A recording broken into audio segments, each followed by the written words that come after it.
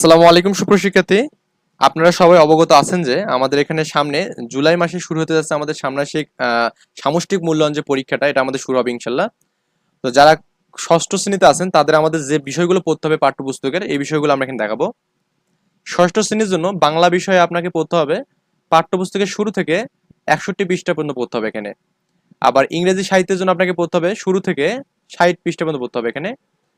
গণিতের জন্য আপনাকে পড়তে হবে শুরু থেকে 137 পৃষ্ঠার মতো পড়তে হবে এখানে। এবং বিজ্ঞানের জন্য পড়তে হবে শুরু থেকে 43 পৃষ্ঠা পড়তে হবে এখানে। ইতিহাস ও সামাজিক বিজ্ঞানের জন্য পড়তে হবে শুরু থেকে 73 পৃষ্ঠা পর্যন্ত পড়তে হবে। ওকে। ডিজিটাল প্রযুক্তির জন্য আপনার পড়তে হবে শুরু থেকে 56 পৃষ্ঠা পর্যন্ত পড়তে হবে। আবার জীবন জীবিকার জন্য পড়তে হবে শুরু থেকে 58 পৃষ্ঠার মতো পড়তে হবে।